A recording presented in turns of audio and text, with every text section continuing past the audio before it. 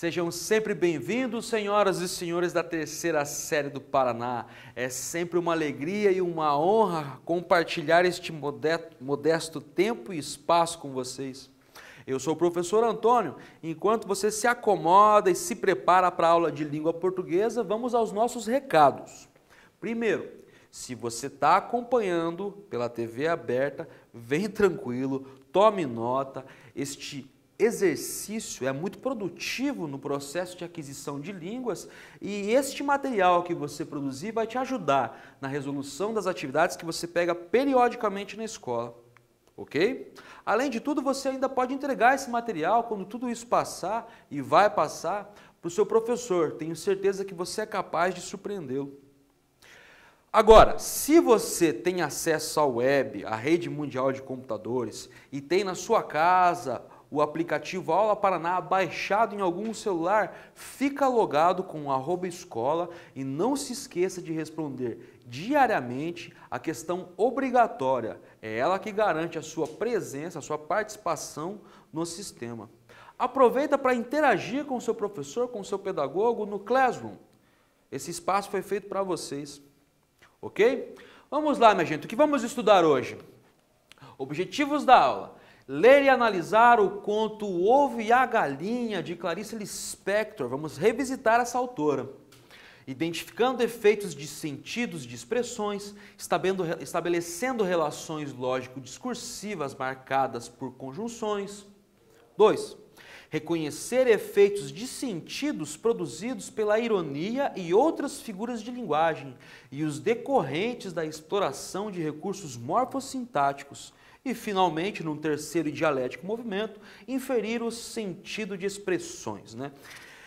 Gente, vocês já viram comigo a última aula, a Clarice. Era uma narrativa mais convencional, até mais fácil, né? Chamada O Primeiro Beijo. Hoje vamos mergulhar num texto muito mais difícil. Mas vamos juntos, eu estou aqui para ajudar vocês. Observe novamente essa foto linda, né? Para quem não sabe, a Clarice não nasceu no Brasil. Ela nasceu, na verdade, em trânsito, na região da Ucrânia, né? Ela veio para o Brasil muito cedo, 1 ano e meio, 2 anos de idade ela chegou aqui. Então ela se considerava brasileira e de fato conseguiu a cidadania brasileira, mas ela nasceu na Ucrânia em 1920 e faleceu em 77. Eu sempre gosto de chamá-la de a escritora do espanto e da metamorfose. Eu espero demonstrar ao longo da aula para vocês por quê. Além dessas características, ela é a escritora das entrelinhas. Ok? Vamos juntos. Epígrafe. Eu peço a vocês para não ouvirem só com o raciocínio, porque se vocês tentarem apenas raciocinar, tudo que vai ser dito escapará do entendimento. Se 1 dúzia de ouvintes sentir o meu texto, já me darei por satisfeita. E agora, por obséquio, ouçam O Ovo e a Galinha. Observem que ela está propondo uma teoria do conhecimento, sobre o entendimento. Nós estamos na fronteira entre a ciência e a filosofia, estamos mergulhando na literatura, num gênero muito preciso chamado de ensaio. O Ovo e a Galinha, publicado originalmente em 64, sofreu uma leve mudança em 75 e assim ele se começa. De manhã na cozinha sobre a mesa vejo o ovo. Olho o ovo com um só olhar. Imediatamente percebo que não se pode estar vendo um ovo. Ver o ovo nunca se mantém no presente. Mal vejo um ovo e já se torna ter visto o ovo há 3 milênios. No próprio instante de se ver o ovo, ele é a lembrança de um ovo. Só vê o ovo quem já o tiver visto. Ao ver o ovo é tarde demais. Ovo visto, ovo perdido. Ver o ovo é a promessa de um dia chegar a ver o ovo. Olhar curto e indivisível, se é que há pensamento, não há o ovo. Olhar é o necessário instrumento que, depois de usado, jogarei fora. Ficarei com o ovo. O ovo não tem um si mesmo. Individualmente, ele não existe. Ver o ovo é impossível. O ovo é supervisível como há sons supersônicos. Ninguém é capaz de ver o ovo. O cão vê o ovo? Só as máquinas veem o ovo. O guindaste vê o ovo. Quando eu era antiga, um ovo pousou no meu ombro. O amor pelo ovo também não se sente. O amor pelo ovo é supersensível. A gente não sabe que ama o ovo. Quando eu era antiga, fui depositária do ovo e caminhei de leve para não entornar o silêncio do ovo. Quando morri, tiraram de mim o ovo com cuidado. Ainda estava vivo. Só quem visse o mundo veria o ovo. Como o mundo, o ovo é óbvio. O ovo não existe mais. Como a luz de uma estrela já morta, o ovo propriamente dito não existe mais. Você é perfeito, ovo. Você é branco. A você dedico o começo. A você dedico a primeira vez. Ao ovo dedico a nação chinesa. Primeiro quiz. Estranho esse texto, né? Essa é uma das principais características dessa escritora do espanto e de toda a literatura. O efeito do estranhamento. Mas vamos juntos. Considere o fragmento em destaque e assinale a opção que melhor define o narrador do conto. Primeiro parágrafo começa assim: de manhã na cozinha sobre a mesa vejo o ovo. Olho o ovo com um só olhar. Letra A.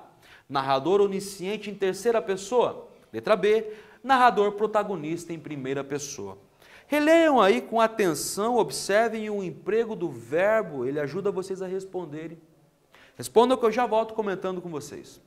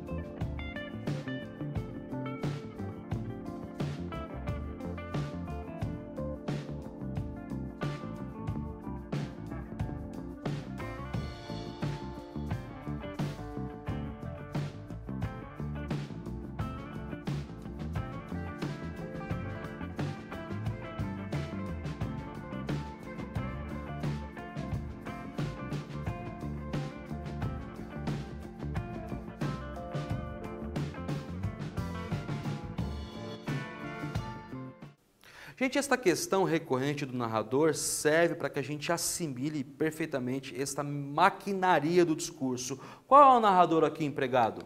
Narrador protagonista em primeira pessoa, né? Observem a flexão, a conjugação do verbo vejo e olho. Quem? Eu. É uma primeira pessoa. É a protagonista da narrativa. É uma narrativa do eu. Então sigamos. O ovo é uma coisa suspensa, nunca pousou. Quando pousa, não foi ele quem pousou. Foi uma coisa que ficou embaixo do ovo. Olhe o ovo na cozinha com atenção superficial para não quebrá-lo. Toma o maior cuidado de não entendê-lo, sendo impossível entendê-lo. Sei que se eu o entender é porque estou errando. Entender é a prova do erro, entendê-lo não é o modo de vê-lo. Jamais pensar no ovo é um modo de tê-lo visto. Será que sei do ovo? É quase certo que sei. Assim existo, logo sei. O que eu não sei do ovo é o que realmente importa. O que eu não sei do ovo me dá o ovo propriamente dito. A lua é habitada por ovos. O ovo é uma exteriorização. Ter uma casca é dar-se. O ovo desnuda a cozinha, faz da mesa um plano inclinado. O ovo expõe. Quem se aprofunda num ovo, quem vê mais do que a superfície do ovo, está querendo outra coisa, está com fome. O ovo é a alma da galinha. Atividade 1, minha gente. A partir da sua leitura do fragmento, em destaque, responda. Vou ler com vocês esse fragmento. Assim existo, logo sei. O que eu não sei do ovo é o que realmente importa. O que eu não sei do ovo me dá o ovo propriamente dito. A lua é habitada por ovos. Chamamos fluxo de consciência uma sequência narrativa em que seus elementos não seguem um encadeamento lógico e se realizam através de sensações e imagens incongruentes. Assim, explique com suas palavras que efeito de sentido essa técnica narrativa produz. Observe que há no recorte acima uma figura de linguagem que exemplifica uma incongruência. Que figura de linguagem é essa? Essa questão é bastante complicada. Esse texto está dialogando com um texto fundador do pensamento moderno. Então pensem aí, mobilizem alguns conhecimentos de história e filosofia, que eu já volto comentando com vocês.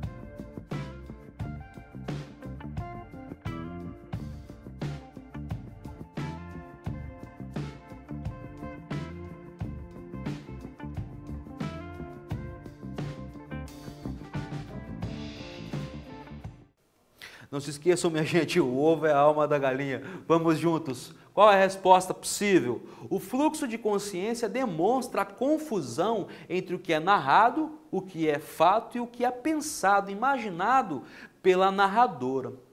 O paradoxo mostra a contradição do pensamento que se realiza ironicamente pelo saber. Esta contradição se condensa na imagem estranha e metafórica da última frase. A lua é habitada por ovos. É uma imagem muito estranha, né? Mas observem que ela está tentando construir uma teoria do conhecimento. Por isso que ela usa tanto o verbo saber. O que é conhecer? O que é saber? É isso que o texto insinua. A partir da sua leitura do fragmento, atividade 2, responda. O ovo é uma exteriorização. O ovo desnuda a cozinha, faz da mesa um plano inclinado. O ovo expõe. Quem se aprofunda num ovo, quem vê mais do que a superfície do ovo, está querendo outra coisa, está com fome. O ovo é a alma da galinha. Letra A. Que figura de linguagem é possível reconhecer nesta passagem? Qual efeito de sentido é produzido? Letra B. No plano dos sentidos, é possível inferir uma metáfora metalinguística que a indissociável relação entre o ovo e a galinha instaura? Veja que há aí uma preocupação reflexiva sobre a língua, o que a gente chama de metalinguística. Pensem com atenção que eu já volto comentando com vocês.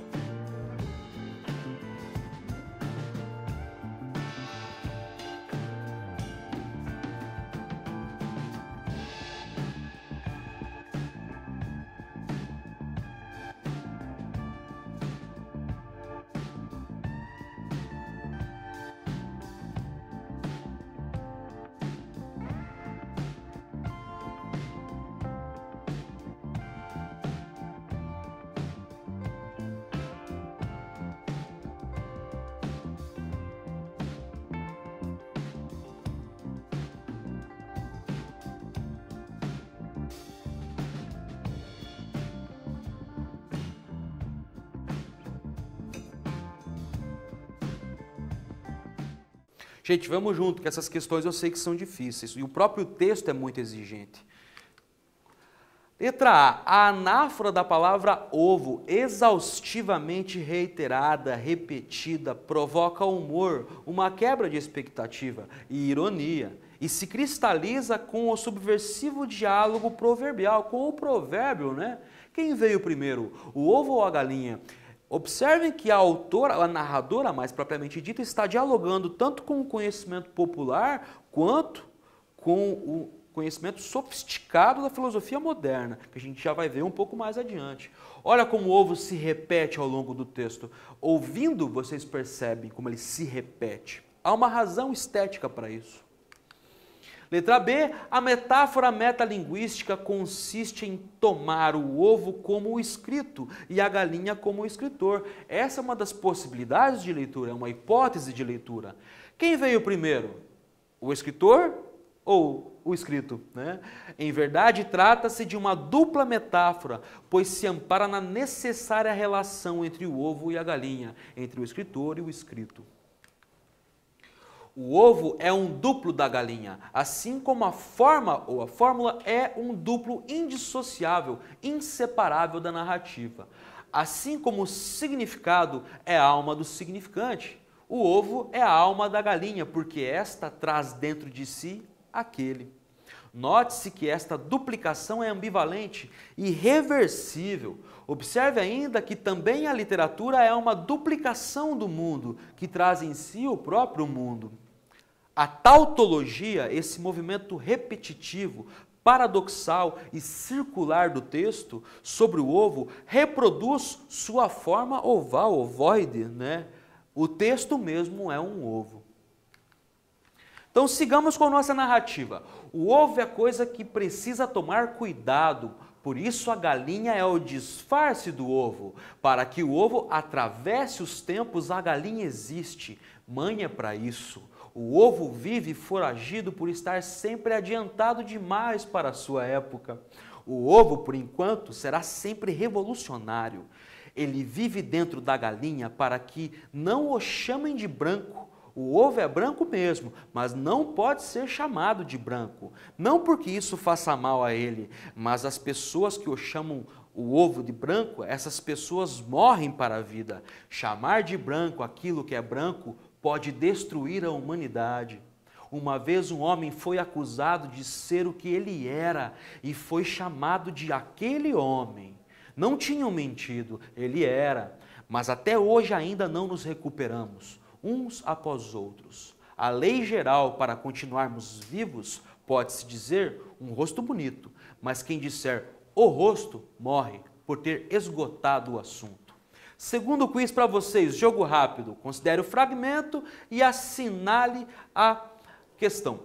O ovo é coisa que precisa tomar cuidado, por isso a galinha é o disfarce do ovo. Assinale a opção que mantém o mesmo sentido da palavra em negrito. Letra A. Ovo é coisa que precisa tomar cuidado, por esse motivo a galinha é o disfarce do ovo. Letra B, o ovo é coisa que precisa tomar cuidado, portanto a galinha é o disfarce do ovo. Respondam com atenção aí que eu já volto comentando.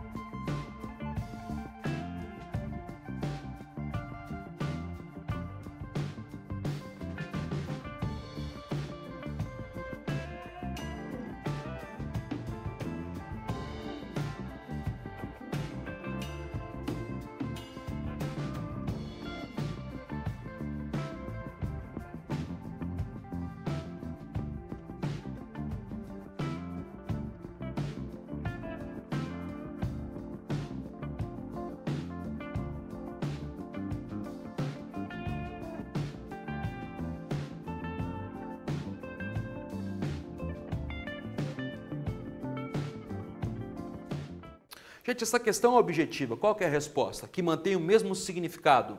Letra A. O ovo é coisa que precisa tomar cuidado. Por esse motivo, a galinha é o disfarce do ovo. Ok? Sigamos. Com o tempo, o ovo se tornou um ovo de galinha. Não é. Mas, adotado, usa-lhe o sobrenome. Deve-se dizer o ovo da galinha. Se se disser apenas o ovo, esgota-se o assunto e o mundo fica nu. Em relação ao ovo, o perigo é que se descubra o que se poderia chamar de beleza, isto é, sua veracidade. A veracidade do ovo não é verossímil. Se descobrirem, podem querer obrigá-lo a se tornar retangular. O perigo não é para o ovo, ele não se tornaria retangular. Nossa garantia é que ele não pode é a grande força do ovo. Sua grandiosidade vem da grandeza de não poder, que se irradia como um não querer. Mas quem lutasse por torná-lo retangular estaria perdendo a própria vida. O ovo nos põe, portanto, em perigo. Nossa vantagem é que o ovo é invisível. E quanto aos iniciados, os iniciados disfarçam o ovo.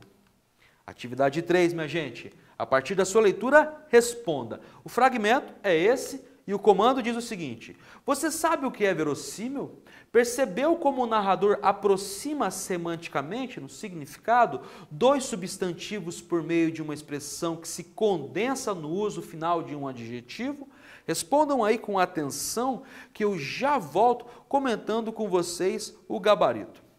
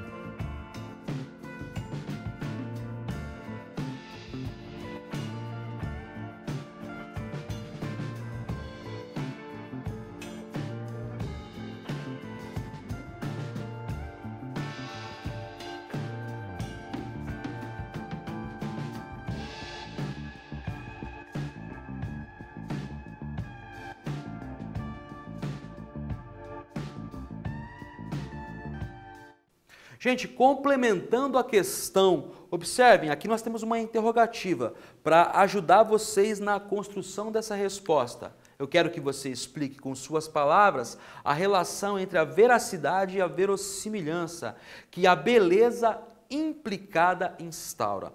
Respondam aí, agora sim eu volto com vocês comentando a hipótese de leitura.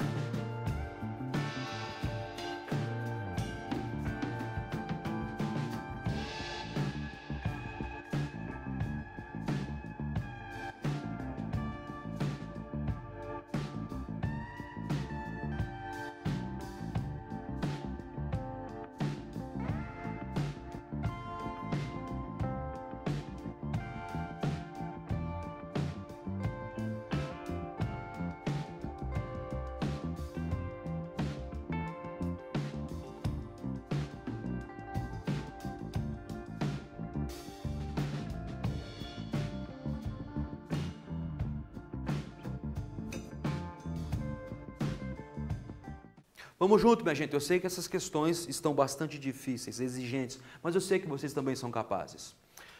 Quais são as respostas possíveis? Vamos lá. A expressão que aproxima dois substantivos é isto é, uma repetição anafórica. Esse processo implica uma coincidência entre a beleza e a veracidade, que não são coincidentes, na verdade. Beleza e verdade assim se relacionam como se fossem a mesma coisa, como se fossem sinônimos. Entretanto, essa aproximação se realiza por meio de um adjetivo que não corresponde ao verdadeiro, mas sim àquilo que assim parece, aquilo que parece verdade. Trata-se do núcleo duro da ficção. É o que a gente chama de verossimilhança, que não é verdadeira nem falsa, ou seja, o texto dissimula, disfarça a realidade, sem perder a sua coerência interna. Isso é o que é verossimilhança, um conceito central no campo dos estudos literários, sobretudo os narrativos, né? Verossímil não é aquilo que é verdade, mas é aquilo que parece ou poderia ser, como dizia Aristóteles. Vamos juntos? Os ovos estalam na frigideira e, mergulhada no sonho, preparo o café da manhã, sem nenhum senso da realidade. Grito pelas crianças que brotam de várias camas, arrastam cadeiras e comem. E o trabalho do dia amanhecido começa, gritado e rido e comido, clara e gema, alegria entre brigas. Dia que é o nosso sal e nós somos o sal do dia. Viver é extremamente tolerável, viver ocupa e distrai, viver faz rir. E me faz sorrir no meu mistério, o meu mistério é que eu ser apenas um meio e não um fim.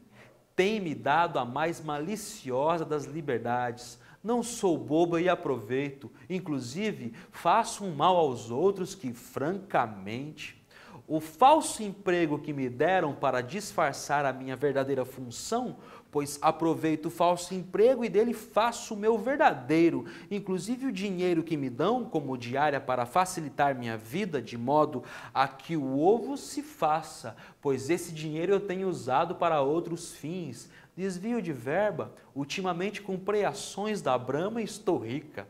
A isso tudo ainda chamo ter a necessária modéstia de viver, e também o tempo que me deram, e que nos dão apenas para que no ócio honrado o ovo se faça, pois tenho usado este tempo para prazeres ilícitos e dores ilícitas, inteiramente esquecida do ovo.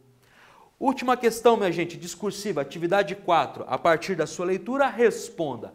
De manhã na cozinha, sobre a mesa vejo o ovo. Olho o ovo com um só olhar. Lembrem-se que este é o primeiro parágrafo do texto. Você se lembra dos constituintes narrativos? Tempo, espaço, narrador, personagens e enredo? O espaço em que o conto se realiza é o da cozinha, o tempo é o de uma manhã, mas e os outros constituintes? Qual o enredo dessa história? E aqui a gente se encaminha para o final da nossa aula. Pense com atenção, eu já volto comentando o gabarito.